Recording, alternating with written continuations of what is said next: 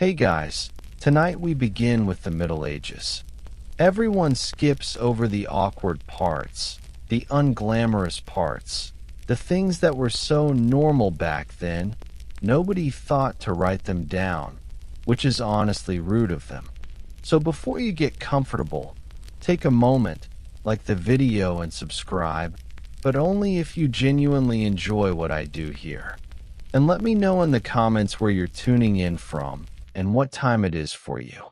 It's always fascinating to see who's joining us from around the world. Now dim the lights. Maybe turn on a fan for that soft background hum. And let's ease into tonight's journey together. Sleeping was never private. Tonight, you are not lying alone in a quiet room with the door closed. Instead, imagine yourself stepping slowly into a medieval house at the end of the day. The sun has already dipped below the horizon, not because it is late by modern standards, but because daylight ends early when there is no artificial light to extend it. The world outside has gone dim and uncertain. Inside, the house feels small, heavy, and alive with quiet sounds. The walls are thick but uneven. Smoke stains mark the ceiling beams. The floor is packed earth, sometimes covered with rushes that have been trampled flat over weeks or months. The air smells of soot, damp wool, old wood, and the remains of whatever meal was cooked before darkness fell. This is where you will sleep. In medieval Europe, for most people, sleep did not take place in a separate bedroom. It happened in the same space where cooking, working, eating, and social life occurred. The idea of a room dedicated only to sleeping was rare before the late medieval period and almost non-existent for peasants. Most households consisted of a single room. That single room did everything. As night approaches, the transformation begins. The table used for meals is pushed aside. Tools are leaned carefully against the wall. Cooking pots are stacked. Animals, often chickens, sometimes pigs or goats, settle into corners or stalls built into the structure itself. They are not there by accident. Their body heat helps warm the room. Firewood is added sparingly to the hearth. Wood is valuable, candles even more so. Light is dim and uneven, flickering across faces and walls. And then, one by one, people prepare for sleep. There are no individual beds lined neatly against walls. What exists instead are shared sleeping spaces.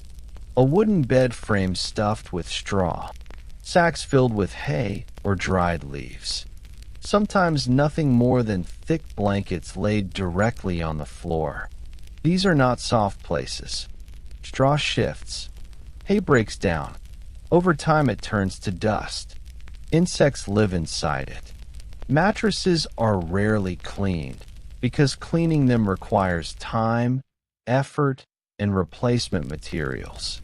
Sheets, if they exist at all, belong to wealthier households. Most people sleep directly under heavy woolen blankets that itch and smell faintly of the animals they came from. And these beds are shared. If you are a peasant family, parents and children sleep together. Young children often sleep closest to the adults, both for warmth and safety. Older children may sleep at the foot of the bed or on pallets nearby. Servants and apprentices sleep in the same room, sometimes in the same bed. Privacy is not expected. In fact, sleeping alone might be seen as unusual or even suspicious. Warmth matters more than personal space. During winter, body heat is one of the most reliable sources of survival. To sleep apart from others means risking cold, illness, and weakness. This arrangement extends beyond the household. When travelers arrive, space is made. Guests are offered a place to sleep often in the same bed. Refusing to share would be impolite. Medieval hospitality assumes closeness. Inns operate on the same principle. Records describe multiple strangers sleeping side by side in one bed, sometimes separated only by their clothing. Complaints exist, but they are not about sharing beds. They are about fleas, lice, snoring, or being forced onto the floor when no bed is available. Among the wealthy, the situation is different, but not as different as you might expect. Noble households have multiple rooms, but sleeping is still communal. Servants sleep nearby. Children often sleep in the same chamber as their parents well into adolescence. Guards remain close. Privacy is secondary to duty, protection, and warmth. Even royal beds are public spaces. Kings and queens receive visitors while seated or reclining in bed. Important political decisions are discussed there. The bed is a symbol of authority, continuity, and legitimacy. It is not a place of retreat. And then there is the nature of sleep itself. Medieval people do not sleep in one long, uninterrupted stretch the way you are encouraged to today. Instead, they practice what historians call segmented sleep. After nightfall, you go to bed early. Several hours later, you wake naturally.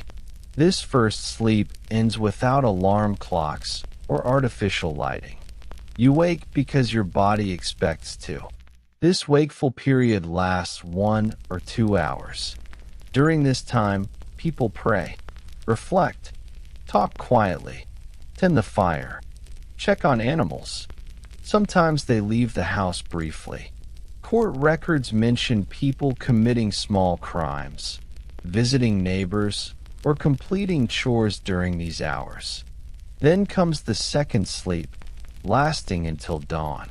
This pattern appears repeatedly in medieval writings.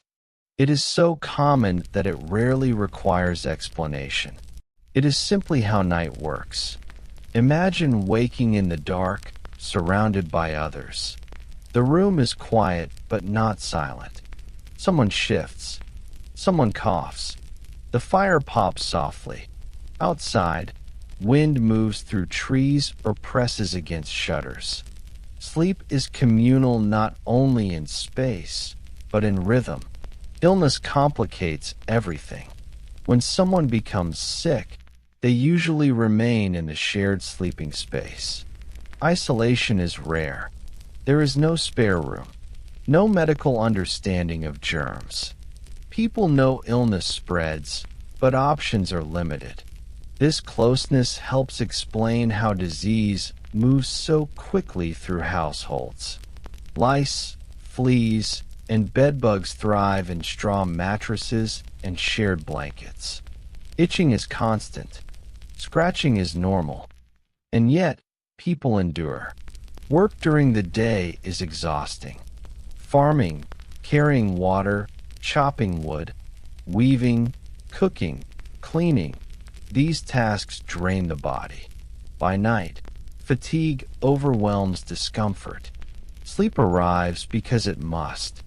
As you lie there, pressed close to others, wrapped in rough cloth, listening to breathing rise and fall around you, you may begin to notice something important. Medieval sleep is not about comfort. It is about survival. The bed is not a personal refuge. It is a shared tool, like the hearth or the table. It exists to keep bodies alive through the night. And as the room settles into uneven stillness, you might wonder something quietly unsettling. If sleeping together was normal, if privacy was rare, and if solitude was almost unknown at night, what happened when someone desperately wanted to be alone? Wanting to be alone in a world with no privacy. As you lie there in the dark, pressed close to other bodies, the idea of being alone begins to feel distant. In the medieval world, solitude was not something easily obtained. It was not something most people expected to have, especially at night. Space was limited. Houses were small. Resources were shared. Life unfolded in full view of others, from waking to sleeping. And yet, medieval people were still human.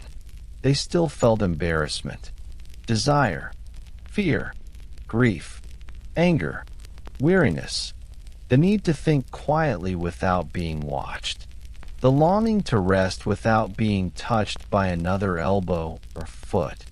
So how did people handle the desire to be alone in a world that offered almost no privacy? The answer is slow, imperfect, and deeply shaped by social rules. First, solitude was usually temporary, not spatial. You did not get a room to yourself. Instead, you found moments. Short windows of time when others were busy. Early mornings, late nights, trips outside. Tasks that allowed physical separation without social withdrawal. Fetching water, for example, was more than a chore. It was one of the few reasons to leave the house alone. A walk to the well or stream offered quiet, even if brief. Many medieval songs, poems, and court records hint at emotional conversations and private thoughts taking place during these errands. Likewise, tending animals, gathering firewood, or walking the edge of fields allowed space without drawing suspicion. These were acceptable reasons to be away. Inside the house, privacy relied on habit rather than architecture. Curtains might be hung around a bed, but these were rare outside wealthier homes. More often, people relied on darkness itself. Candlelight was limited. After the fire died down, faces disappeared into shadow. You could be awake without being seen. Sound mattered. People learned to move quietly, to speak softly, to signal boundaries through stillness rather than walls. If you did not want to be disturbed, you turned away.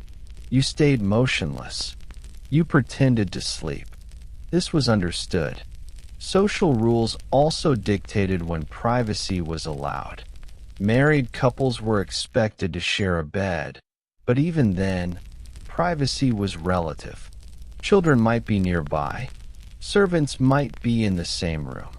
Intimacy happened quietly, often under blankets, in darkness, with an awareness of others only feet away.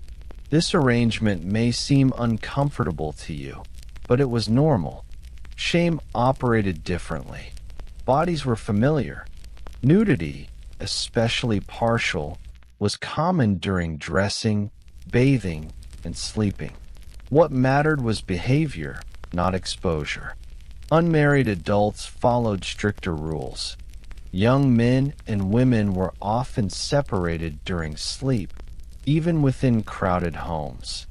Where separation was impossible, careful arrangements were made. Sleeping positions, clothing, and supervision mattered. Community reputation was fragile, and gossip traveled faster than written records.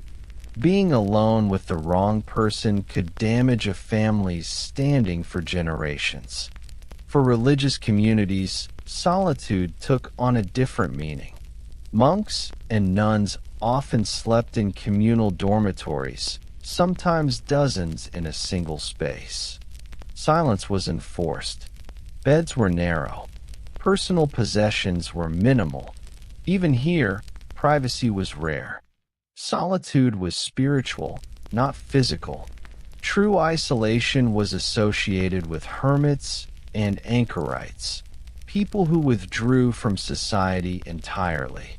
These figures were respected but also feared. Living alone was seen as extreme, even dangerous. Most people did not aspire to it.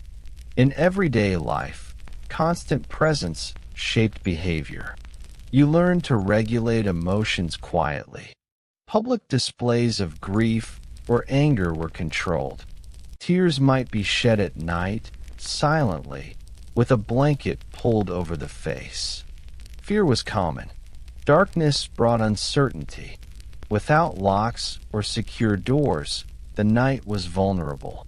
Sleeping near others provided comfort and protection. A group could respond quickly to danger, fire, intruders, animals. This safety outweighed discomfort. Children grew up without ever knowing what it meant to have a bedroom of their own. They learned early how to sleep through noise, how to ignore movement, how to share space without complaint. Adults adapted in the same way. Over time, these habits shaped the medieval understanding of self. Identity was communal. You belonged to a household, a village, a network of obligations. Being alone was not a right. It was a deviation. And yet, cracks appear in the records. Court cases mention arguments sparked by sleeping arrangements, complaints about overcrowding, disputes between servants over bed space, occasional references to individuals seeking separate sleeping quarters when wealth allowed. By the late medieval period, especially among the urban middle class, changes begin. Houses grow slightly larger. Specialized rooms appear. The concept of a bedchamber develops. Curtains become more common. Beds become more personal. Privacy slowly gains value. But this change is uneven and slow. For most people, shared sleep remains the norm well into the early modern period. What does this constant closeness do to a person? It creates resilience, certainly. People learn patience, tolerance, awareness of others.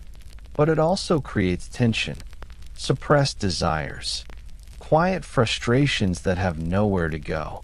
You can imagine lying awake during the first sleep, listening to breathing around you, aware of thoughts you cannot speak aloud, dreams blending with reality, the sense that your inner world belongs only to you, even if your physical space does not. This is perhaps the most important distinction. Even when bodies were shared, thoughts were not. Medieval people carried private fears and hopes silently. They prayed internally, reflected quietly, imagined futures they might never speak of. And as sleep returned for the second time, wrapping the room in heavy stillness, you might begin to wonder how this shared way of sleeping shaped relationships, families, and emotional bonds over generations. If people spent every night so close to one another, how did it change the way they loved, argued, forgave, or remembered? And what happened when this ancient pattern of sleep slowly began to disappear? When privacy slowly arrived, and what was lost? If you stay in this medieval house long enough, something subtle begins to shift. At first, sleep feels like a purely physical act. Bodies pressed together, warmth shared, noise endured. But over generations, something changes, not in how people sleep, but in how they think about sleeping. Privacy, once barely imaginable, slowly becomes desirable. This transformation does not happen suddenly. There is no moment when medieval people wake up and decide they want their own rooms. Instead, the change unfolds quietly, alongside other changes that seem unrelated at first. Urban growth, rising incomes, new building styles, and shifting ideas about the self. By the late Middle Ages, towns are growing. Merchants, craftsmen, and administrators form a new social group. Not peasants, not nobles, but something in between. These households begin to build larger homes, often with multiple rooms stacked vertically. Space becomes negotiable. A separate sleeping chamber is no longer impossible. At first, it belongs only to the head of the household, then perhaps to a married couple. Children still sleep together. Servants still sleep nearby. But the idea has been introduced. The bed begins to change. Instead of straw-filled sacks, mattresses become more structured. Feather beds appear among the wealthy. Sheets become more common. Beds acquire frames, curtains, and canopies, not only for warmth, but for separation. Curtains are important. They do not create true privacy, but they signal it. Drawing a curtain becomes a request. Do not look. Do not interrupt. Even in a shared room, a boundary has been placed. This is new. As beds become more personal, sleep becomes more individualized. The bed is no longer just a household resource. It becomes an extension of the person. And with this shift comes a change in emotional life. People begin to associate sleep with inner experience, dreams, thoughts, restfulness, rather than simply recovery from labor. Diaries and letters from the later medieval and early modern periods include reflections on sleep quality, nightmares, and restlessness. Something that was once routine becomes meaningful. Segmented sleep also begins to fade. Artificial lighting slowly improves. Candles become more accessible. Oil lamps become more efficient. Evening activities extend later into the night. The natural rhythm of first sleep and second sleep is disrupted. People stay awake longer. Eventually, they begin sleeping in one longer stretch. Waking in the middle of the night becomes a problem rather than a normal pause. This change is gradual, but its impact is profound. Sleep moves inward. It becomes private, psychological, personal. By the early modern period, sleeping alone, once strange, becomes aspirational. Especially among the upper classes, privacy is now associated with refinement, morality, and self-control. Sharing a bed with strangers becomes suspicious. Sleeping alone becomes respectable. What was once practical now feels invasive. But something is lost along the way. When medieval people slept together, they shared vulnerability. Illness was visible. Fear was collective. Nighttime dangers were faced together. Comfort came from presence, not isolation. Children grew up surrounded by breathing bodies. They learned security through proximity. Loneliness, at least at night, was rare. As privacy increases, isolation follows. Bedrooms become separate. Doors close. Silence replaces communal noise. Sleep becomes quieter, but also lonelier. This shift reshapes family relationships. Parents and children no longer sleep in the same space. Emotional distance grows subtly. Adolescence becomes more defined. Authority becomes less visible at night. Marriage changes too. Intimacy becomes hidden rather than negotiated within a shared environment. Expectations shift. Desire becomes more private and more complicated. By the time modern sleep habits are established, the medieval world of shared beds is almost unimaginable. You are taught to sleep alone. Darkness is total. Silence is enforced. Any interruption feels wrong. Waking at night is labeled a disorder. And yet, traces remain. You still fear sleeping alone in unfamiliar places. You still find comfort in presence. Pets, partners, background noise. Complete silence feels unnatural to many people. This is not a coincidence. For most of human history, sleeping alone was rare. The medieval period was not unusual in this regard. It was typical. Only recently has solitude become the norm. When you struggle to sleep, when you wake at night for no clear reason, when your body resists uninterrupted rest, you may be experiencing echoes of an older rhythm. The medieval night lingers quietly inside you. As you imagine leaving that medieval house for the last time, stepping out into the cold air just before dawn, you realize something important. The past did not sleep the way you do, and perhaps, in some small ways, neither do you. Sleep has never been just about rest. It reflects how people live, work, love, and understand themselves. The medieval bed, crowded, noisy, shared, was not a failure of comfort. It was a solution to a different world. And as that world faded, new problems quietly took its place. So as you lie alone tonight, wrapped in blankets, separated by walls and doors, you might ask yourself one final question.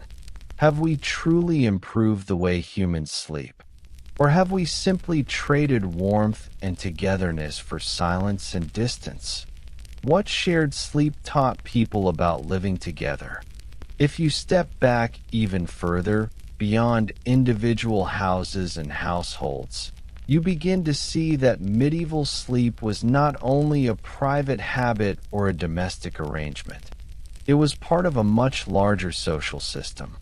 The way people slept shaped how they understood trust, obligation, and belonging. In a world where everyone slept together, you learned very early that your body was not entirely your own. It belonged, in part, to the household. Your warmth mattered to others. Your movements affected them. Your illness threatened them. Your rest was tied to their survival. This created a constant awareness of interdependence. You could not pretend that you lived alone. Even at night, even in dreams, you were part of a group.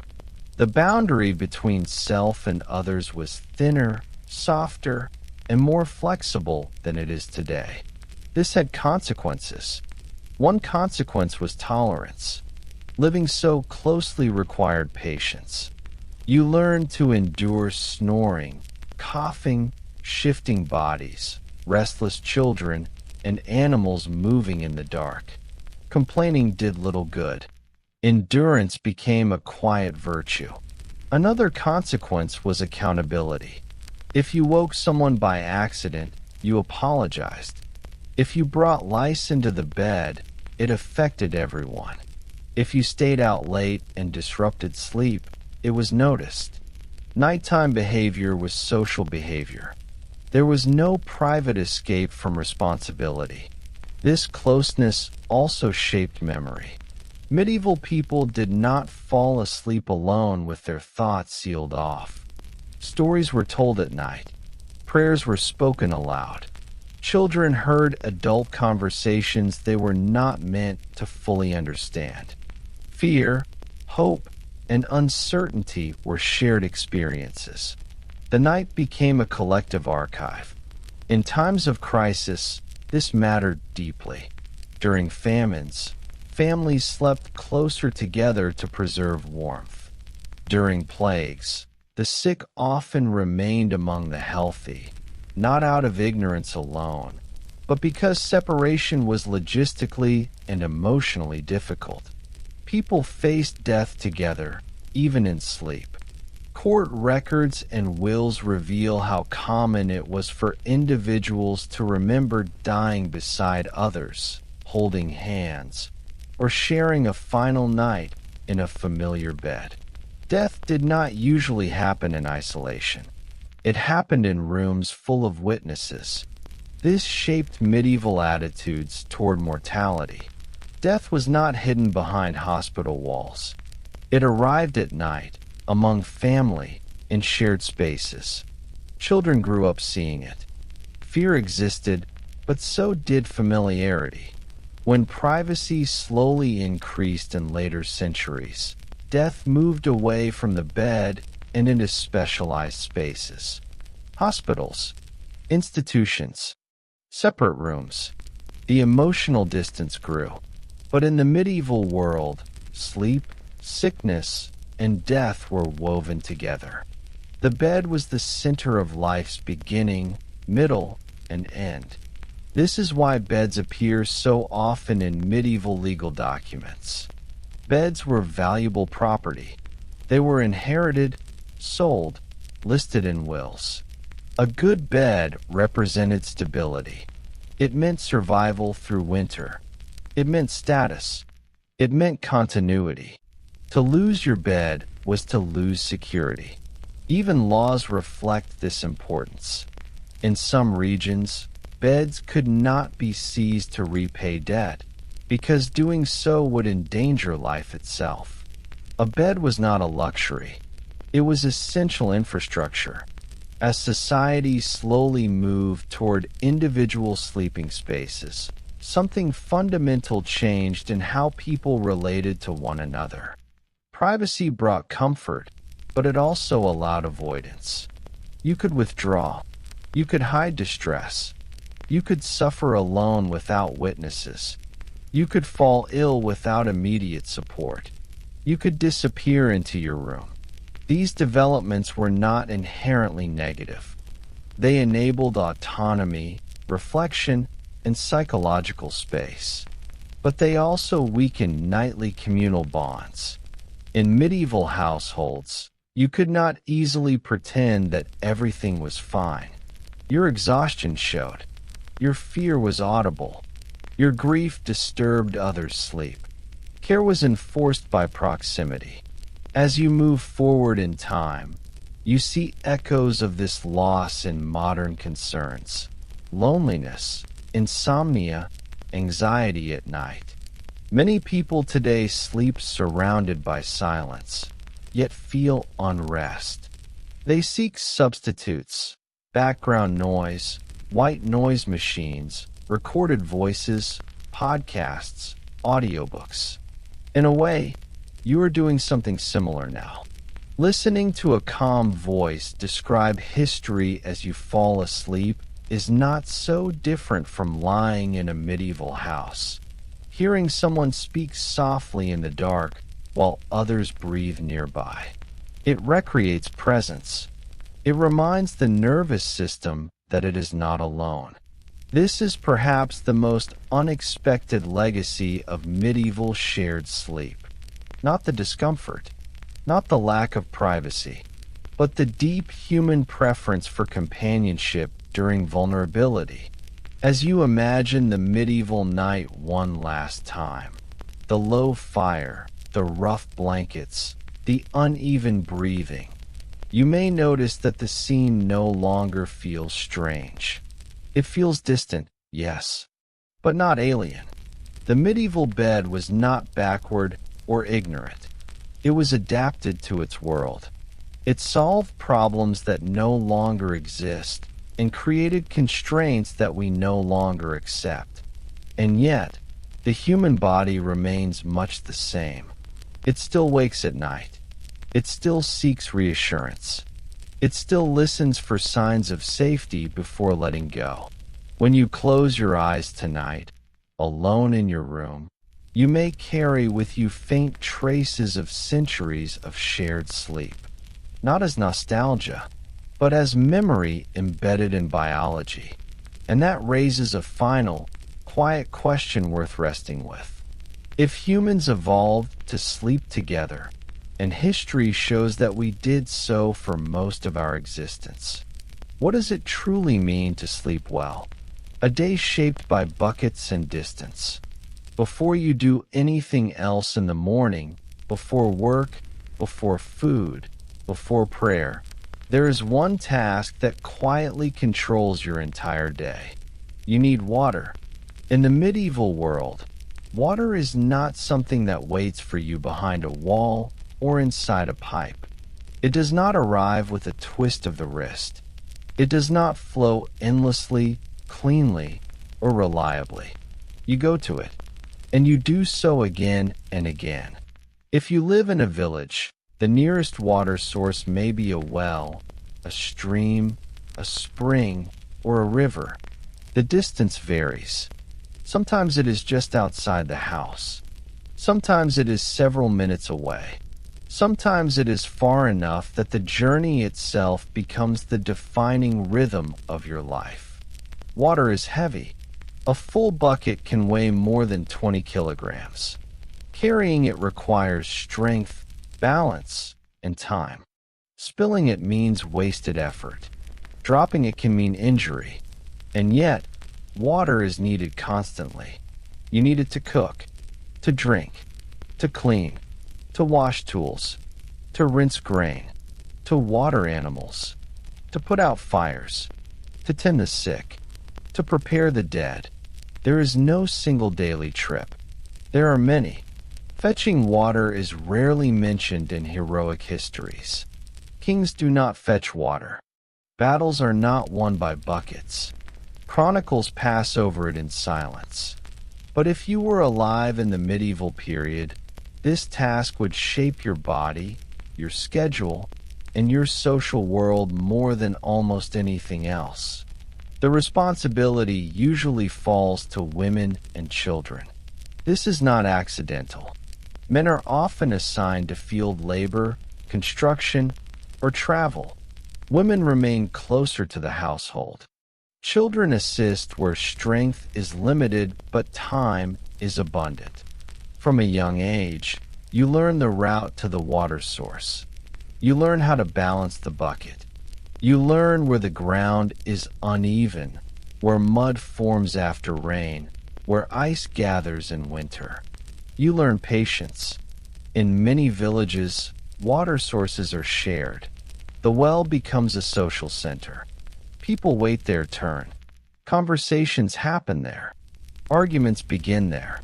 News spreads there. This is one of the few times during the day when people gather without working the land. But it is not leisure. You are aware of the line behind you, of the wait that awaits you on the way back, of the meals that cannot begin until water arrives. If the well is deep, drawing water is slow. Rope burns your hands. Buckets creak. Sometimes the rope snaps. Sometimes the bucket falls and is lost. Replacing it is expensive. In dry seasons, water levels drop. The wait grows longer. Tension increases. Rules are enforced more strictly. Who draws first matters. Water access is power. In towns, the situation is different, but not easier. Urban water often comes from public wells, fountains, or rivers. These sources are crowded and often contaminated. Waste flows downhill. Tanneries, butchers, and workshops pollute streams. Clean water requires careful selection of source and timing. Some cities build aqueducts or conduits, but maintenance is uneven. Pipes leak, channels clog, supplies fail. Even in cities with advanced infrastructure, households still carry water manually. It must be lifted, transported, stored, guarded. Storage matters. Water is kept in barrels, jugs, and tubs. These containers must be cleaned. Left standing too long, water becomes foul. Algae grows. Insects breed. Drinking water is often mixed with ale or wine, not always for pleasure, but because fermentation kills some contaminants. Even children drink weak ale. Pure water is risky. Medical theory of the time associates water with imbalance.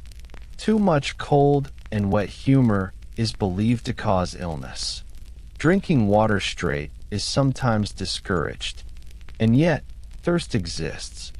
During heat, during labor, during sickness, water is needed urgently. People know when their bodies require it, even if theory disagrees. In winter, fetching water becomes dangerous. Paths freeze. Buckets slip. Streams ice over. Wells become harder to draw from. Water must sometimes be broken free with tools. Cold air burns the lungs. Fingers go numb. Spilled water freezes on clothing. Still, the task continues. If you are sick, someone else must fetch water for you. If no one does, you suffer. This dependency shapes social bonds. Neighbors help each other. Households trade favors.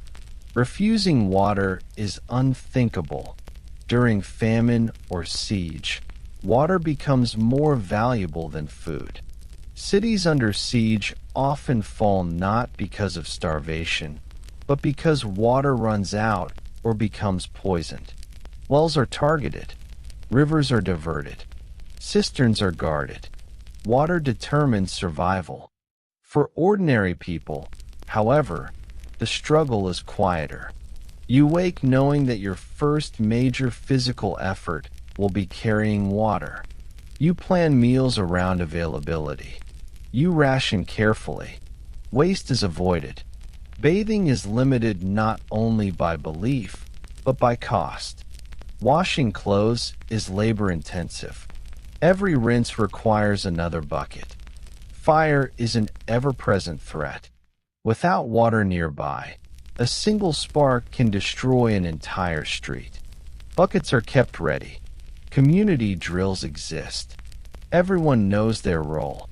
This constant attention to water creates a mindset of conservation.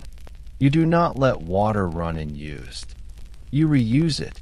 Wash water becomes cleaning water. Cleaning water becomes animal water. Nothing is wasted. And yet, despite all this effort, you are never fully secure. A drought changes everything. A flood contaminates sources. A broken well halts life. Illness spreads through shared water faster than anyone understands. There is anxiety in this dependence. You know that tomorrow will require the same effort, and the day after that, and the year after that. There is no end. As you imagine carrying a bucket along a familiar path, feeling its weight pull at your arms, your steps careful and slow, you begin to understand how something so ordinary could dominate existence.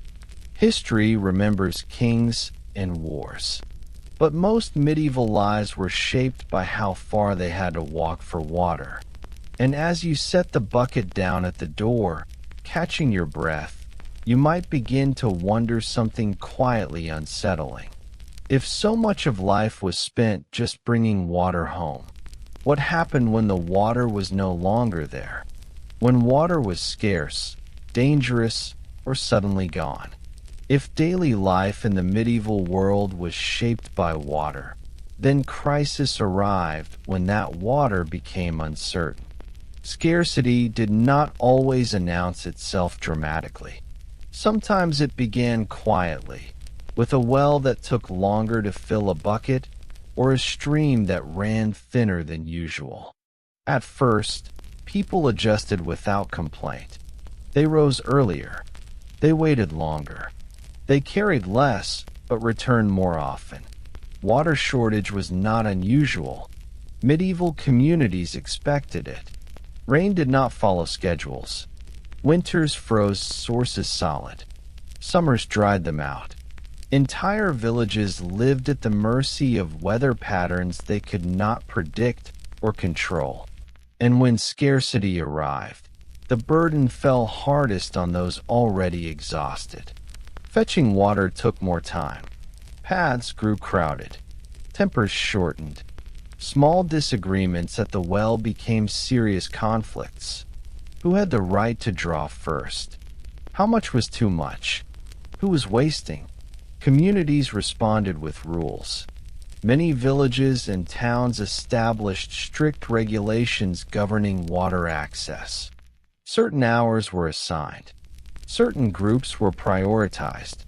In some places, fines were issued for drawing water outside permitted times or for washing clothes at drinking sources.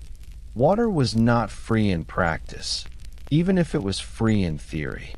In towns, scarcity mixed with contamination. Urban water sources were notoriously dangerous. Waste flowed downhill, and downhill often meant into rivers and streams. Tanneries soaked hides in foul chemicals. Butchers dumped remains. Dyers released pigments. Human waste drained into open channels. People knew this water was dangerous, even if they did not understand bacteria. They judged water by taste, smell, and appearance. Clear water was preferred. Flowing water was safer than standing water. Wells were protected carefully. Cisterns were covered. Still, illness spread. Dysentery, diarrhea, and fevers were common. Children suffered most. Dehydration weakened the body quickly. Without modern medicine, survival depended on rest, luck, and care. During outbreaks, water became both cure and threat. People boiled it when fuel allowed. They mixed it with alcohol. They prayed. They blamed bad air, corrupted humors, or divine punishment. What they did not blame, germs, continued to act unseen. In rural areas, danger arrived differently. Streams flooded. Wells collapsed. Landslides buried springs. In winter, ice made paths impassable. Carrying water became a risk to life itself. Falls were common. Broken bones could mean death. Cold exposure weakened immune systems. Yet water still had to be fetched. Pregnant women carried buckets. Elderly people tried not to spill. Children struggled under loads too heavy for their frames. There was no alternative. When water truly disappeared, desperation followed. Historical records describe villages abandoned after wells failed. Entire communities relocated closer to rivers or more reliable springs.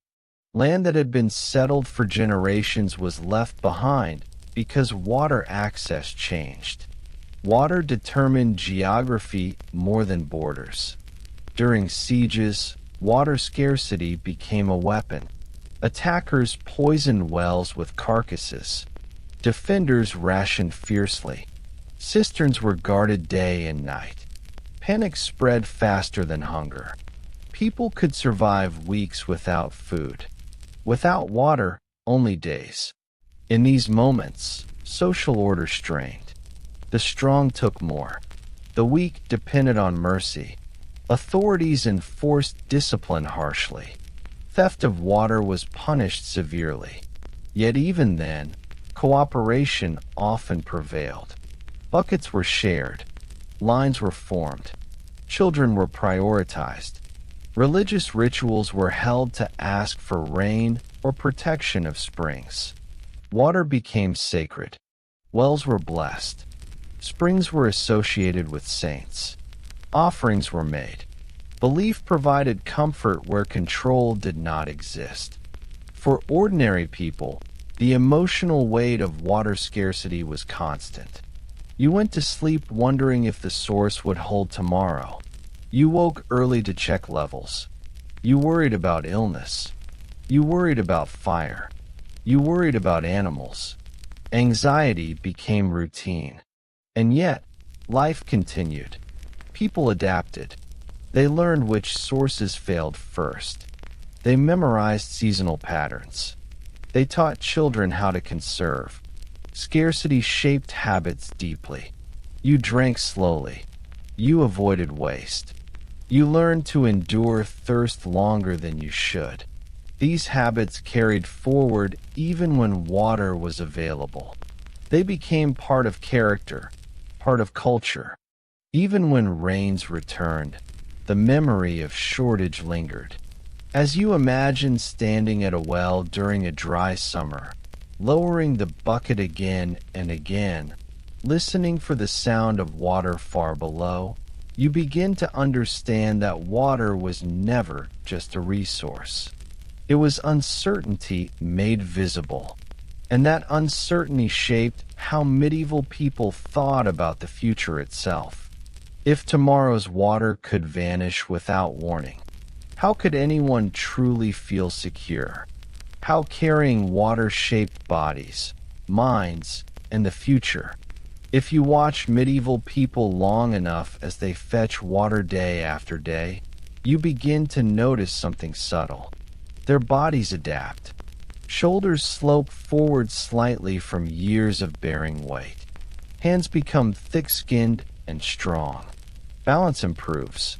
Steps grow careful and economical. Movements are practiced, almost automatic. Fetching water is not exercise chosen for health. It is labor imposed by necessity. And yet, it shapes the human form just as surely as farming or construction. Women who carried water daily often developed extraordinary endurance. Children learned strength earlier than their years suggested. Aging bodies slowed, but did not stop. As long as someone could walk, they could carry something. This physical adaptation came with a mental one. Medieval people learned to think in quantities and limits. How much water is left? How many buckets remain before nightfall? How much can be spared for washing? How much must be saved for animals? These calculations ran constantly, often without conscious thought. Water was never abstract. It was measured in weight, distance, time, and effort. You felt its cost in your muscles and joints. You knew exactly how much work went into every drop. This awareness shaped attitudes toward waste, abundance, and entitlement. To waste water was not just careless. It was immoral. It disrespected labor. It endangered survival. Social pressure reinforced this belief. Children were scolded. Adults were judged. Cleanliness, too, was understood differently. Bathing was not avoided because people disliked cleanliness.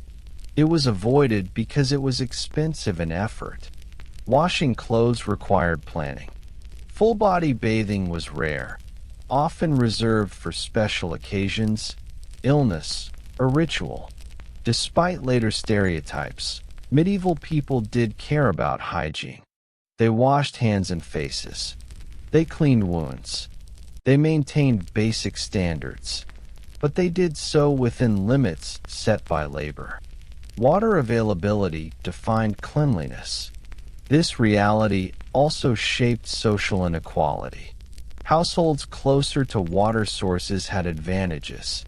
Urban elites sometimes paid others to carry water for them. Monasteries and castles invested heavily in water infrastructure. Pipes, cisterns, wells, because they could. For the poor, distance meant hardship. Carrying water up hills or stairs added invisible labor to daily life. In crowded cities, climbing narrow staircases with buckets became routine. Spills meant starting over. These differences mattered. Over time, access to water became a marker of status. Not just ownership, but proximity. Clean water nearby signaled stability and privilege. This is why medieval urban planning, when it existed, revolved around water. Streets followed drainage patterns. Markets clustered near wells. Churches were often built near reliable sources. Water organized space. It also organized time. Days were structured around water needs. Morning trips, midday refills, evening preparation, fire safety at night, festivals, work schedules, and even prayer times adjusted to water availability. During drought, entire rhythms shifted. This constant negotiation with nature shaped medieval attitudes toward control. People understood that some things could not be mastered. You could dig wells. You could build channels. But you could not command rain. This bred humility or resignation. Religious belief filled the gap.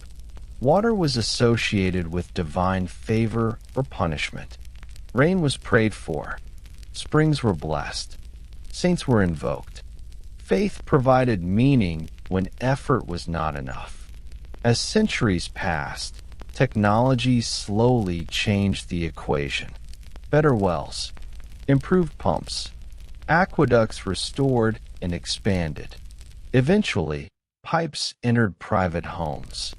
But these developments were uneven and slow. For most people, for most of medieval history, water remained heavy and distant. When modern plumbing finally arrived, it transformed daily life more radically than most political revolutions. Fetching water disappeared almost overnight. The labor vanished. The calculations faded. Waste became possible. Cleanliness standards rose sharply. Bathing became frequent. Water lost its physical weight, and with it, some of its emotional weight. You no longer feel water in your shoulders. And because you do not feel it, you may not value it in the same way. Modern people often struggle to understand why medieval communities made the choices they did. Why they bathed less. Why disease spread. Why cities smelled. Why fires were devastating. The answer is simple and deeply unglamorous. Water was hard to move. Every historical decision sits on top of that fact. As you imagine setting down the bucket one final time, arms aching slightly, knowing you will need to repeat the task tomorrow and the day after that, you begin to understand something important. Medieval life was not defined by ignorance or indifference. It was defined by effort, and that effort shaped values that are easy to lose when water flows freely. Even today, when droughts occur, when infrastructure fails, when disasters disrupt supply, modern societies rediscover this truth quickly. Panic sets in. Lines form. Rules appear. Conservation becomes moral again. For a brief moment, the medieval mindset returns. Water reminds us of dependence. And as you lie quietly now, listening rather than carrying, resting rather than calculating, you may find yourself reflecting on a final question. If so much of human character was shaped by the daily struggle to secure water, what parts of ourselves have quietly changed now that the buckets are gone? When water finally became invisible. At some point, long after the medieval period has faded, something remarkable happens. Water disappears, not from the world, but from awareness. Pipes are buried underground. Pumps work quietly. Faucets deliver water instantly, cleanly, and in quantities so large that most people stop thinking about limits altogether. The daily journey ends. No more buckets. No more aching shoulders. No more planning meals around how much water remains in the house. No more anxiety about whether the well will run dry tomorrow. For the first time in human history, large populations live as if water is endless. This change is so complete that it becomes difficult to imagine how life ever worked differently. But for medieval people, this would have felt like magic.